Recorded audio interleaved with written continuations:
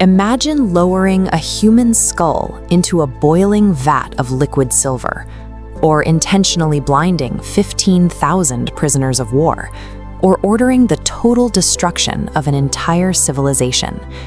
In most societies, justice relies on proportion. If someone wrongs you, the accepted response is an eye for an eye, a balanced reaction designed to settle the score. But occasionally, human psychology encounters a terrifying glitch, a point where the desire for retribution snaps, and the pursuit of a fair punishment spirals into a cycle of total annihilation. In this obsessed state, whatever crimes started the conflict is entirely forgotten.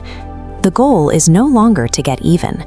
The only acceptable outcome is the complete and total erasure of the enemy. To understand how this threshold is crossed, we look to 3 moments in history where the pursuit of justice was abandoned for the total destruction of an enemy.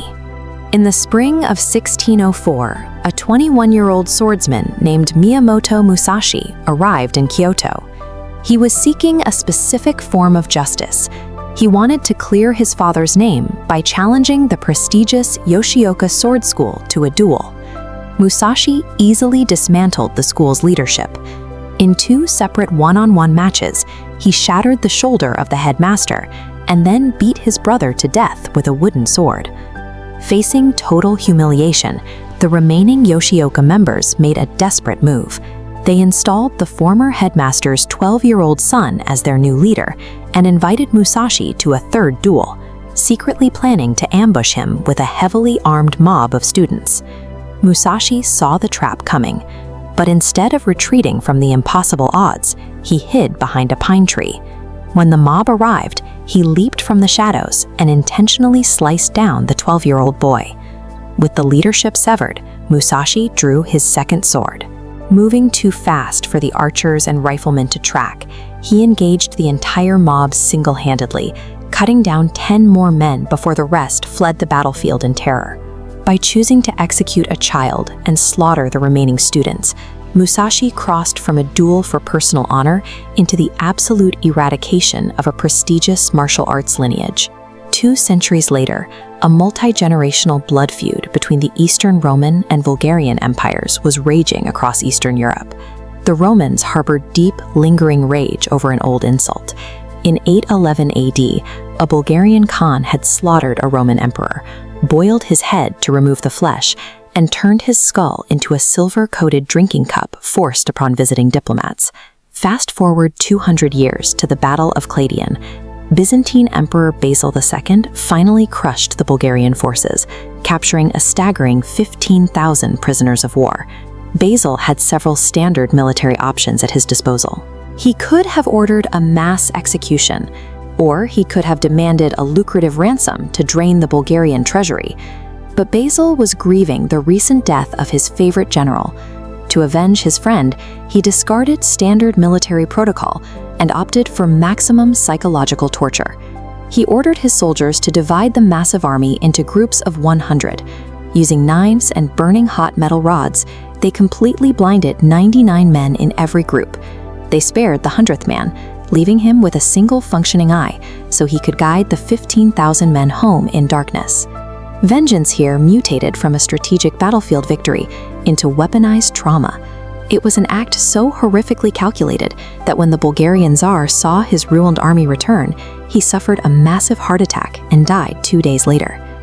Following the Second Punic War, Rome attempted to keep their rival, Carthage, subjugated through crushing financial reparations. But the Carthaginians were brilliant capitalists, managing to pay off the massive 50-year debt in only 10 years. The turning point of the conflict arrived when an elderly Roman senator named Cato visited Carthage and saw this wealth firsthand. He returned to Rome and dropped a giant, fresh Carthaginian fig directly onto the Senate floor. That piece of fruit proved how rapidly Carthage was recovering and how close their fertile land really was. For the Romans, this was no longer a settled debt. It was an existential threat they were determined to finish once and for all. The Romans engineered a cruel diplomatic trap. They promised peace, but only if Carthage surrendered 200,000 pieces of armor, all their weapons, and 300 children of the nobility as hostages. Carthage complied. Then Rome delivered an impossible final demand. they ordered the completely disarmed citizens to abandon their coastal city and move inland. Realizing they had been tricked and stripped of their defenses, the Carthaginians were forced into a hopeless total war. The result was apocalyptic.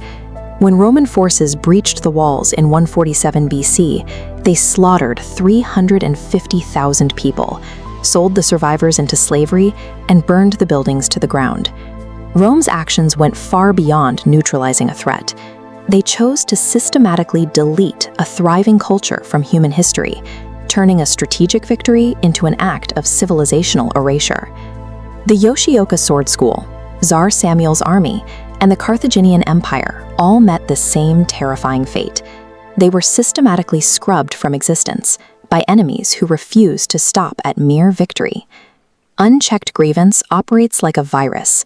Once that strict line of proportionality is crossed, the original wrong that started the conflict ceases to matter entirely. When pushed to the absolute limit, the desire for retribution ceases to be a tool for justice. It becomes an engine of annihilation that doesn't stop until there is nothing left to destroy. Where else in history have we seen this line of unforgivable cruelty crossed? Let us know your thoughts in the comments below, and be sure to like and subscribe for more deep dives into extreme human history.